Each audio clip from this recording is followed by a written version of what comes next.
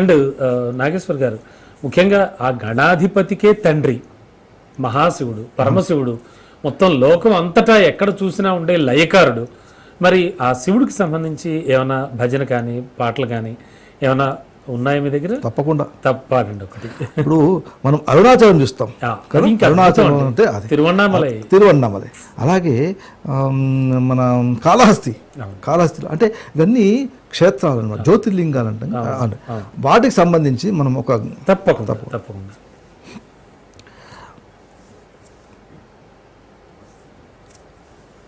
నమో పార్వతీపతయే హర హర మహాదేవ హర. శంభో శంకర చంద్రకళాధర హర హర మహాదేవ. శంభో శంకర చంద్రకళాధర హర హర మహాదేవ. ఇందుకళాధర ఈశ్వర పురహర శంభో మహాదేవ. ఇందుకళాధర ఈశ్వర పురహర శంభో మహాదేవ. శంభో శంకర చంద్రకళాధర హర హర మహాదేవ. ఇందుకళాధర ఈశ్వర పురహర శంభో మహాదేవ. అరుణాచలేశ రమణ మహేశ తేజోలింగ శివ. అరుణాచలేశ రమణ మహేశ తేజోలింగ శివ. అఖిలాండేశ చిదంబరేశ అంబర నీల శివ. అరుణాచలేశ రమణ మహేశ తేజోలింగ శివ. అఖిలాండేశ చిదంబరేశ అంబర నీల శివ. భూధరమి నీ పదమైన పృథ్వీలింగ శివ. భూధరమి నీ పదమైన పృథ్వీలింగ శివ. జంబుకేశుడే జగమున వెలసిన తేజోలింగ శివ. శంభో శంకర చంద్రకళాధర హర హర మహాదేవ.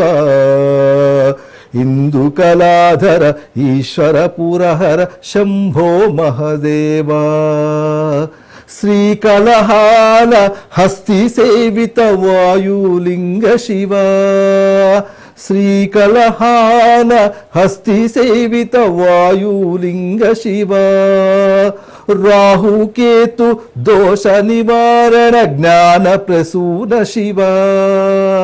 శ్రీకళహాల హస్తి సేవిత వాయులింగ శివ.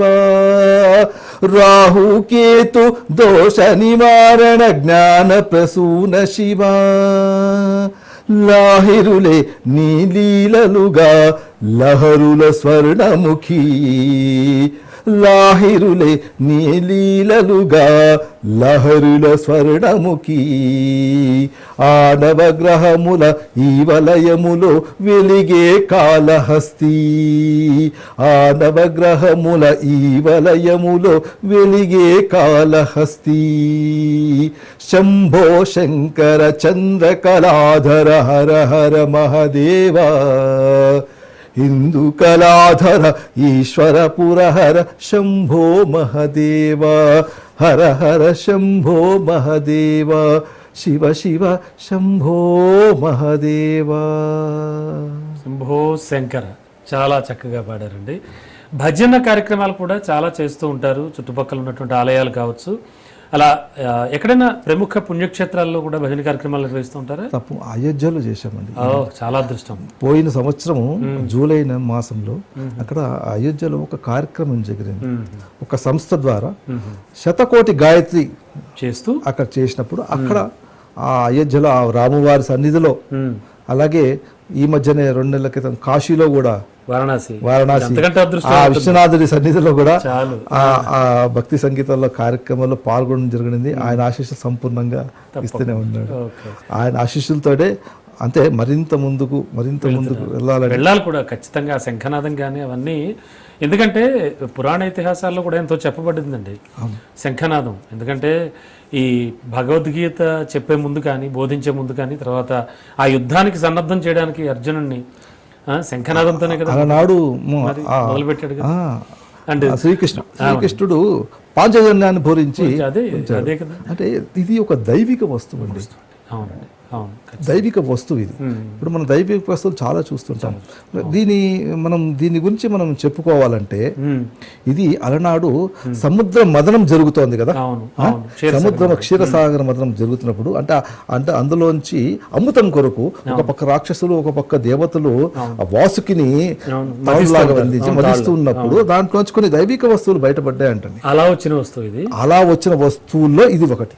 కామధేను వచ్చింది, కల్పవృక్షం వచ్చింది, లక్ష్మీ అమ్మవారు వచ్చారు, ఇలా వచ్చినాయి కదా. అందులోంచి వచ్చిన వస్తువు అందుకని లక్ష్మీ అమ్మవారికి సాక్షాత్తు సోదర స్వరూపంగా మనం అది పూరిస్తున్నటువంటి మీ ముఖారవిందం కూడా అందుకే ఎంతో తేజోమయంగా ఉంది. మీరు ఇంకా చాలా చాలా చేస్తూ ఉండాలి. అంటే దీనిలో కొన్ని రకాలు ఉన్నాయి. ఇప్పుడు మనం ఇది చూస్తున్నాం కదా, ఇది పూరించడానికి మనం చూస్తూ ఉంటాం అన్నమాట. ఇప్పుడు మనం ఈ ఊదే ఏదైతే ఉందో ఇక్కడ చూస్తున్నప్పుడు ఈ ఊదే ఏదైతే ఉందో ఇక్కడ ఈ పాట ఏదైతే ఉందో ఇది మన వైపు పెట్టినప్పుడు ఎడమ వైపుకి మనం చూస్తున్నప్పుడు ఎడమ వైపుకు ఇది ఓపెన్గా ఉంది. దీన్ని ఉత్తరావత శంఖం అంటారు. అదే ఇది గనక ఇటుపక్క కుడివైపు ఉంటే గనక అన్ని రకాలు ఉన్నాయి. దక్షిణావత శంఖం అంటారు. దక్షిణావతం ఊడడానికి రాదు. మనం గుర్తించాల్సిన డిఫరెన్స్ ఏదైతే ఉంటుందో దక్షిణావతం శంఖము కేవలము పూజా గదిలో పెట్టుకోవచ్చు. అలా లేదంటే దేవతామూర్తులకు అభిషేకం చేయడానికి దక్షిణావతం శంఖాన్ని వాడతారు. ప్రతిరోజు ఒకసారి పూరిస్తూ ఉంటారా మీరు? ప్రతిరోజు ఇంట్లో నేను పూరిస్తుంటాను. నా అనుష్ఠానం ముందు దేవతార్చన ముందు ప్రతిరోజు శంఖనాదం పూరించవలసిందే. ఈ చుట్టుపక్కల ఉండేవాళ్ళు చాలా అదృష్టవంతులు. ఎందుకంటే అలాగే ఇక మన ఈ రోజు కార్యక్రమంలో చివరిగా ఒక్కసారి ఆ శంఖనాదం మీరు పూరిస్తే ఈ కార్యక్రమాన్ని వాళ్ళు మనం తప్పకుండా ఒక్కసారి పూరించండి. రాజునిసు వీక్షకుల కోసం మరొకసారి శంఖనాదం.